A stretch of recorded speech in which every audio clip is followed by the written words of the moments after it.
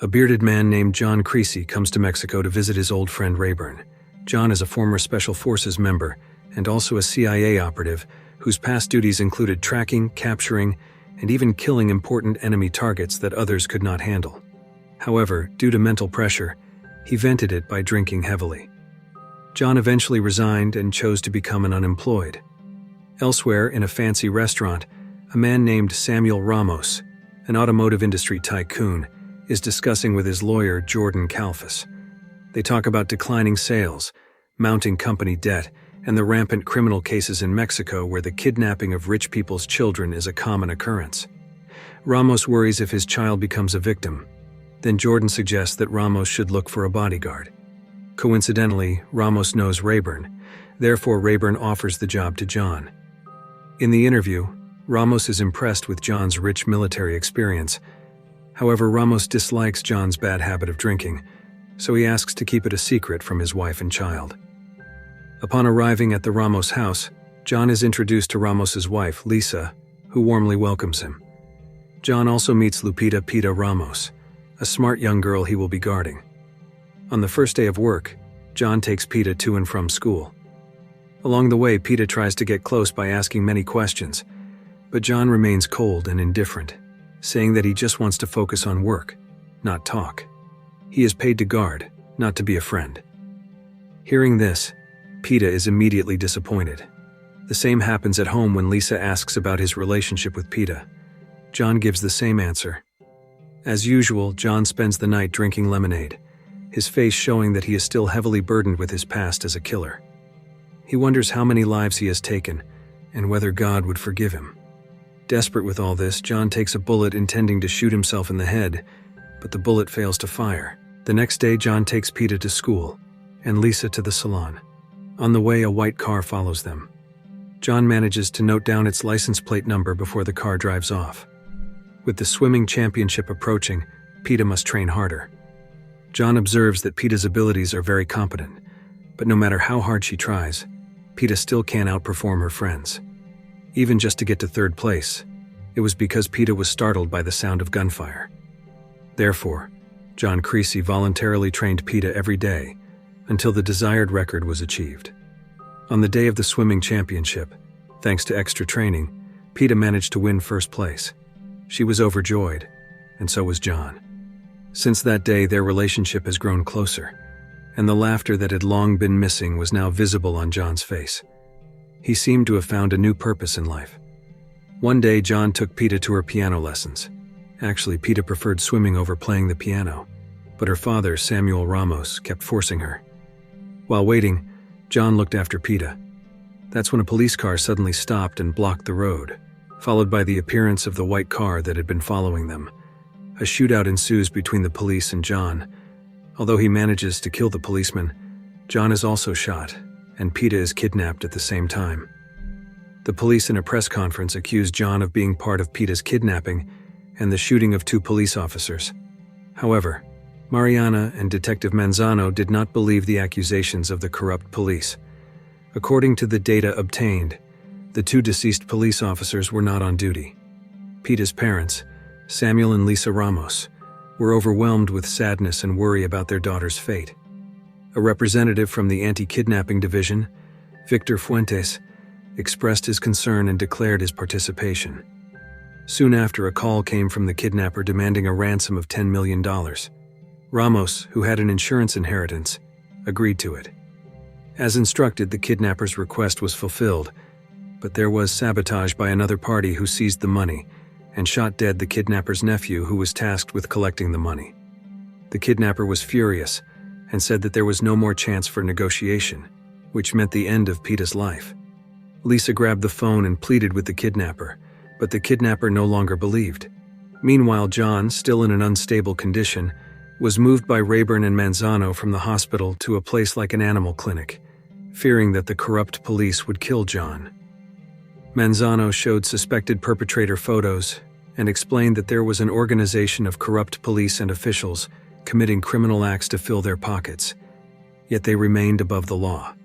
The organization was named La Hermandad. After slightly recovering, escorted by Rayburn, John went to the crime scene. There, John was approached by Mariana, who aimed to help John uncover the kidnapping case because she had many sources of information. In return, Mariana received more in-depth information about the La Hermandad organization to be published in the newspaper. John Creasy returned to the Ramos residence to pack his belongings. He also entered Peta's room and found a diary filled with Peta's heartfelt outpourings, addressed to John. Before leaving, John told Lisa Ramos that he would kill those involved and profiting from Peta's death. Reverting to his true nature as a merciless killer, John, armed with the license plate number that had followed him, visited the home of the car's owner. The owner was Jorge Ramirez, a police officer and member of the La Hermandad organization. John took Ramirez to a secluded place for interrogation. Initially, Ramirez refused to say anything, until John cut off his fingers one by one and then sliced his ears. Ramirez then spoke up, saying that the kidnapping was ordered by the Voice. He only received orders from the Voice's right hand, a famous nightclub bouncer in the city. John then found the three people in question. The place was a temporary detention center for kidnap victims, who would later be handed over to the Voice. Initially, no one confessed until John continued to commit violence. From this man, John obtained an ATM card given by the Voice, which could later be used to track the Voice's identity. The man also said that the transaction with the kidnapper failed due to an ambush by a group holding the ransom money, which turned out to be led by Victor Fuentes, the head of the anti-kidnapping division. After getting enough information, John killed the man, then rescued a recently kidnapped girl, and blew up the entire nightclub. While handing over the kidnapping victim to Mariana, he also gave her the ATM card to check the owner's identity. From Mariana, John learned that Fuentes was actually the head of La Hermandad. Many had tried to kill him, but all attempts had utterly failed because Fuentes was heavily guarded, even to the extent of presidential protection. For this issue, John had a plan. At a crossroads, he surveyed the area and found a suitable house for his action. After asking permission from the owner, John prepared an RPG while waiting for Fuentes' entourage to pass. After they passed by, John shot with his RPG, destroying the car in an instant. John got out and killed all of Fuentes' bodyguards, then took Fuentes to a hidden place.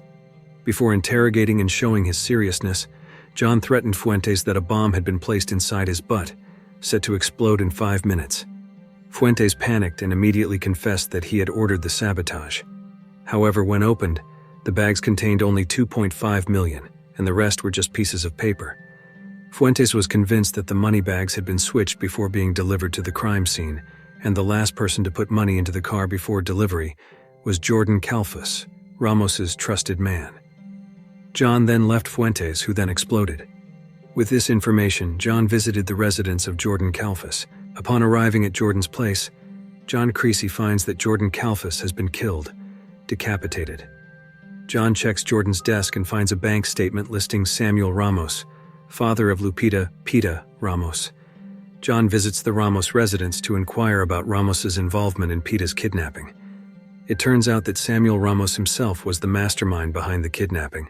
On Jordan's advice, he deliberately collaborated with the Voice to kidnap Peta with the aim of liquidating the insurance money from his father's inheritance, which would be used to settle the company's debts, while the rest to pay Jordan and the Voice. However, the plan was thrown into chaos due to sabotage by Victor Fuentes' men, because the money they held was the Voice's share. Ramos killed Jordan for having surrendered the kidnapping. Lisa hears this bitter truth and asks John to immediately kill her husband. Before leaving, John leaves a pistol and a bullet for Lisa, with the message that a bullet never lies. Elsewhere, Manzano and Mariana successfully track down the identity and whereabouts of the ATM card owner, named Reina Sanchez, wife of Daniel Sanchez, or the Voice, the leader of the largest child kidnapping in Mexico. Reina lives in a slum with her brother-in-law Aurelio Sanchez, while Daniel's exact position is unknown. With the information at hand, the hunt begins. After taking Reina hostage, John contacts Daniel to negotiate face-to-face. John shoots Aurelio's finger as a threat to ensure Daniel he is serious. Daniel negotiates again to exchange his family for Peta. John doesn't believe it because he thinks Peta is dead, but Daniel convinces him with evidence that Peta has not been killed. John is shocked to learn that Peta is still alive and agrees to the exchange, even though Daniel also demands John's life in return. The place and time of the meeting are set. John heads there with Aurelio. He does not forget to inform Lisa that her daughter is still alive. The exchange takes place. As soon as Peta is released, she runs as fast as she can towards John. John is happy to meet Peta, even if for the last time. John dies peacefully on the way to Daniel's headquarters, while Daniel and his henchmen are ambushed and shot dead on the spot. Peta is safe, her mother is happy, and the film ends. If you like this video, don't forget to subscribe. Because by subscribing you have supported me to make better videos. See you in the next video.